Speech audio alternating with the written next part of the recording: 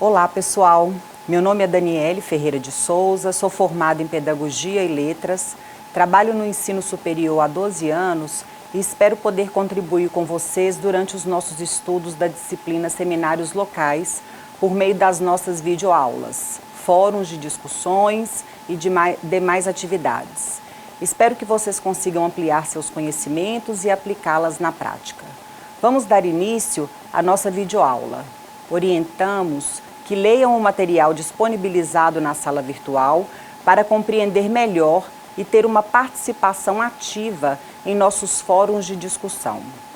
É muito importante que vocês participem dos fóruns, sempre lembrando de interagir com os colegas e o tutor.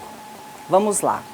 Precisamos compreender que o planejamento é um instrumento que subsidia a prática pedagógica do professor e que possibilita a ele uma organização metodológica do conteúdo a ser desenvolvido em sala de aula. É necessário entendermos que o planejamento é uma necessidade para o desenvolvimento dos alunos, viabilizando meios para o sucesso do processo de ensino e de aprendizagem. Podemos afirmar que o planejamento é de extrema importância para que o professor possa pensar na avaliação, promover o desenvolvimento do aluno. Haja vista que esse processo significa que todo o trabalho deve ser planejado, com qualidade, de forma que o planejamento e a avaliação estejam diretamente direcionados para a construção do conhecimento do educando. Sabemos que é necessário o professor ter conhecimento daquilo que vai ensinar, como vai ensinar, para quem vai ensinar e buscar ações para que as metas sejam desenvolvidas. Logo, entendemos que, para que haja planejamento, são necessárias ações organizadas entre si, as quais correspondem ao desejo de alcançar resultados satisfatórios em relação aos objetivos traçados. Em relação a isso, Holanda, citando Lucchesi, afirma que, pois bem, falamos um pouco sobre organização, planejamento, para demonstrar o quanto é importante o planejamento e a organização em qualquer etapa da educação. E quando falamos em seminários, é preciso uma preparação ainda mais comprometida. De acordo com a autora Santana, o planejamento é dividido em 3 etapas. A primeira é a preparação e estruturação do plano de trabalho docente. Esta etapa é onde o professor prevê como será desenvolvido o seu trabalho durante certo período. O professor relaciona os conteúdos que serão trabalhados e como serão trabalhados, ou seja, busca uma metodologia adequada, recursos didáticos e tecnológicos que contribuam para o desenvolvimento dos conteúdos. Na sequência, é determinado os objetivos a serem trabalhados, viabilizando estratégias para que no decorrer do trabalho os objetivos sejam atingidos. A segunda etapa é o desenvolvimento do plano de trabalho. Neste momento, as ações que forem organizadas durante a elaboração do planejamento são colocadas em prática para que o processo ensino-aprendizagem sejam efetivados. O trabalho é direcionado e constante por parte do professor, para que o aluno construa o seu conhecimento ou transforme o conhecimento existente, passando do senso comum em um conhecimento organizado e sistematizado. A terceira etapa é a do aperfeiçoamento. Esta etapa envolve a verificação para perceber até que ponto os objetivos traçados foram alcançados. Neste momento de avaliação é que se fazem os ajustes na aprendizagem de acordo com os acertos dos alunos e as necessidades dos mesmos. Na condução dos seminários, é possível perceber a relação entre o ato de ensinar, aprender, pesquisar e avaliar, constitutivos do processo didático, concomitantemente se ensina e se aprende o conhecimento já existente, mas também se trabalha na produção do conhecimento ainda não existente. Por meio do gesto de ensinar, o professor, na relação com os alunos, oportuniza-lhes o encontro com a realidade, considerando o saber que já possuem, buscando articulá-los a novos saberes e práticas.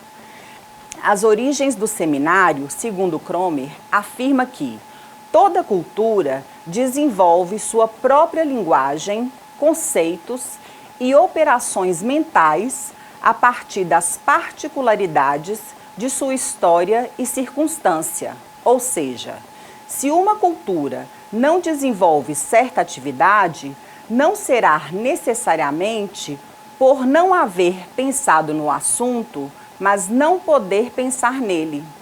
A partir da história da cultura grega, em especial na Ilíada, faz-se presente o costume do debate aberto em assembleias. Segundo o sociólogo, o conjunto dessa didática inspira-se na oficina, na academia e naquele que eu considero o exemplo máximo da pedagogia criativa, o simpósio de Platão. O que era o simpósio? Não era um jantar, era um após o jantar. Depois de jantar juntas, as pessoas eminentes permaneciam sentadas ao redor da mesa. Historicamente, o seminário consistia no seguinte: os estudantes reuniam-se em volta de uma mesa coordenada pelo professor. Liam e comentavam os textos escolhidos e, durante a reunião, surgiam divergências de interpretação dos textos, bem como opiniões e réplicas. O clima era de uma animada conversa. No plano das discussões sobre a origem e evolução histórica do seminário, parece haver consenso quanto ao fato do seminário ter surgido na Alemanha. A maioria indica o seu aparecimento no interior da universidade e com características bem definidas em fins do século XVII. Embora só no século XIX se tenha consolidado plenamente. Em 1937, na Conferência International Bureau of Education sobre o ensino superior, a qual assistiram professores de mais de 40 países, foi reconhecida a importância que o seminário deve ter em toda e qualquer instituição de ensino superior. Originalmente, a prática dos seminários reduzia-se à formação dos mestres e servia como meio de guiar e estimular os estudantes pós-graduados.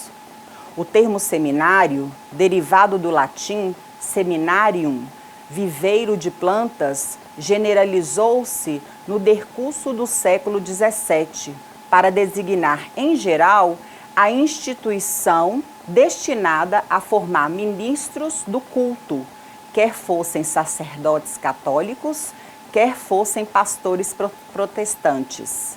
E esta acepção ainda hoje perdura. Ao mesmo tempo, surgia na Alemanha uma instituição denominada também de seminar, mas cuja finalidade era a formação dos quadros docentes.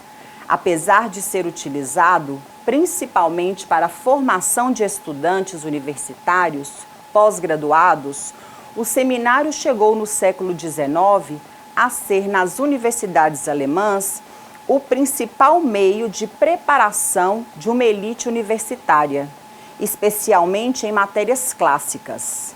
A prática pedagógica com seminários, como confirma Sacristã e Pérez Gomes, diz que a vida da sala de aula, dos indivíduos e dos grupos que nela se desenvolvem, tem muitas formas diferentes de ser e diversos modos de manifestação em virtude das trocas e interações que se produzem.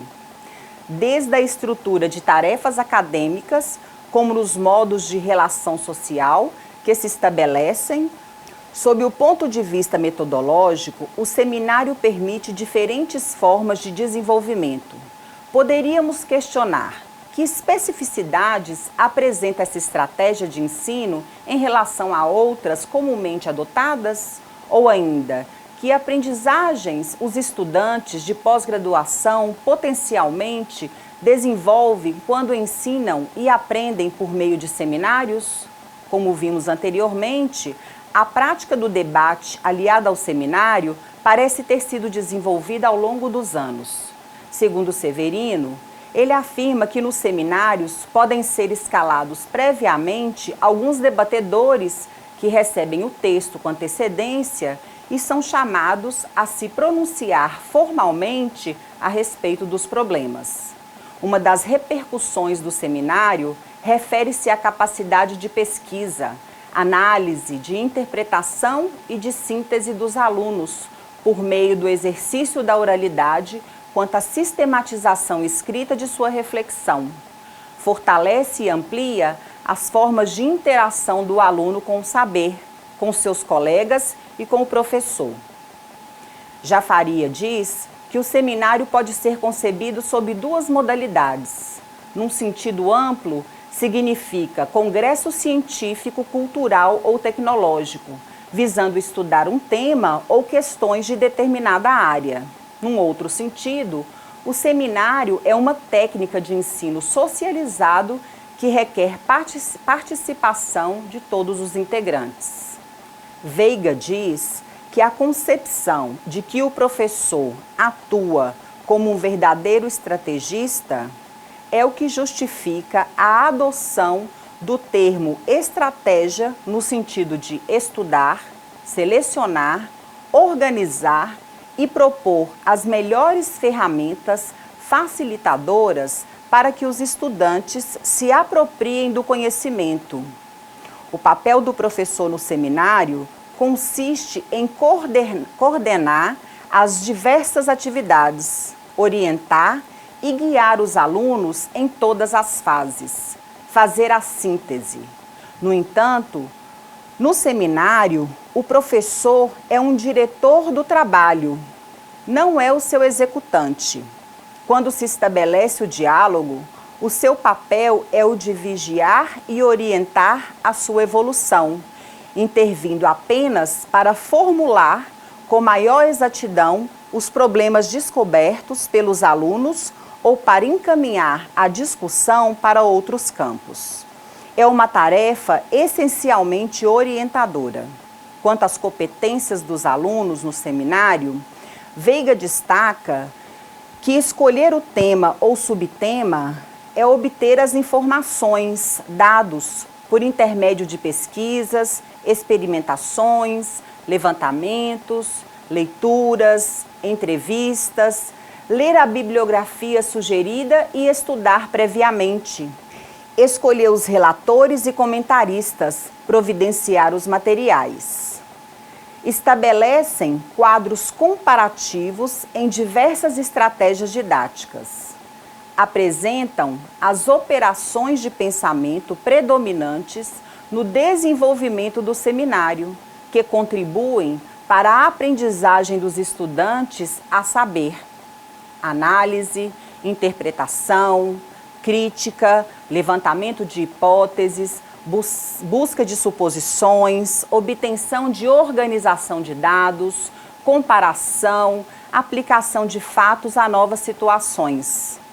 Na literatura pedagógica, algumas observações são feitas quanto aos equívocos na utilização de seminários no contexto educativo. Quando não há preparação de todos os componentes do seminário, o encontro corre o risco de ser transformado em aula expositiva e perde muita de suas virtualidades, geradoras de discussões. Além disso, a substituição do monólogo do professor pela do aluno, a extrema divisão do trabalho em partes, a ausência de interação entre os participantes ou ainda deter-se em superficialidades são outros problemas presentes. Critica-se também a banalização do seminário quando se restringe à prática de resumos de capítulos de livros feito por alunos e apresentados na sala de aula, ao passo que o professor somente assiste sem fazer intervenções. Quanto ao encaminhamento da prática de seminários, os participantes devem trazer por escrito suas reflexões. Em linhas gerais, o seminário é uma técnica de ensino socializado, na qual os alunos se reúnem em grupo com o objetivo de estudar, investigar um ou mais temas sob a direção do professor. Saiba como organizar um seminário acadêmico de sucesso. Organizar um seminário acadêmico não é fácil. Há muito a se considerar e planejar. Uma boa equipe de organização deve estar comprometida com todas as etapas de planejamento, da escolha dos palestrantes às campanhas de divulgação, para que tudo saia conforme o esperado. É essencial ter uma boa equipe, saber como um seminário acadêmico funciona e entender a melhor forma de produzi-lo é o principal para entregar um evento de qualidade a seu público. Um feedback positivo dos palestrantes e participantes é uma boa forma de já começar a pensar na próxima edição com um público maior. Tudo isso depende do planejamento e da organização do seu evento. Saiba mais sobre o seminário acadêmico e entenda em que ele se difere dos outros eventos acadêmicos. Aprenda ainda dicas para aumentar a produtividade na produção do seu evento. Então, o que é um seminário acadêmico? O seminário acadêmico busca entregar ao participante uma discussão ampla sobre o tema do evento, levantando diversos debates sobre o tema.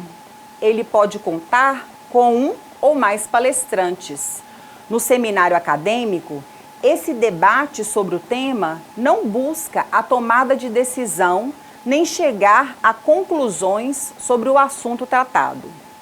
Investigar, estudar, analisar e compreender os assuntos é o objetivo do seminário acadêmico, que é feito sob a orientação de um especialista. O seminário acadêmico geralmente é dividido em 3 momentos. São eles: fase de exposição, feita apenas pelos palestrantes, no qual o assunto é apresentado aos participantes e colocado em pauta para a próxima fase.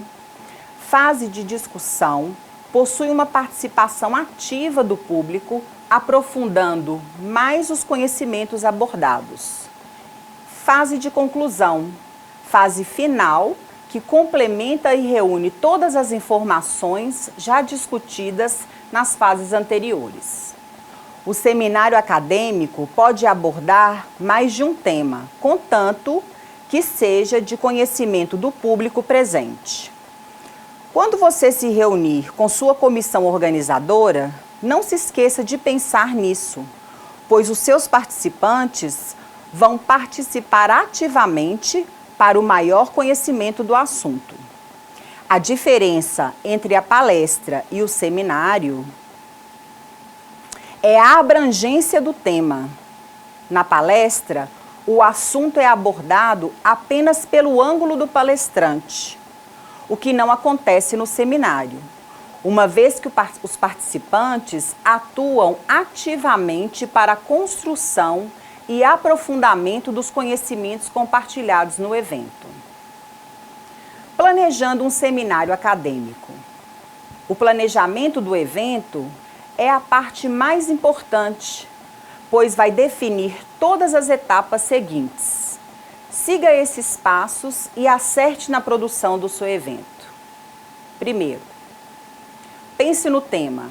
Então vamos para o primeiro ponto, a se pensar juntamente com a sua equipe a escolha do tema, já que o tema vai guiar todo o seu seminário, desde a escolha dos palestrantes aos convites enviados e até mesmo as campanhas de divulgação. Escolha dos convidados.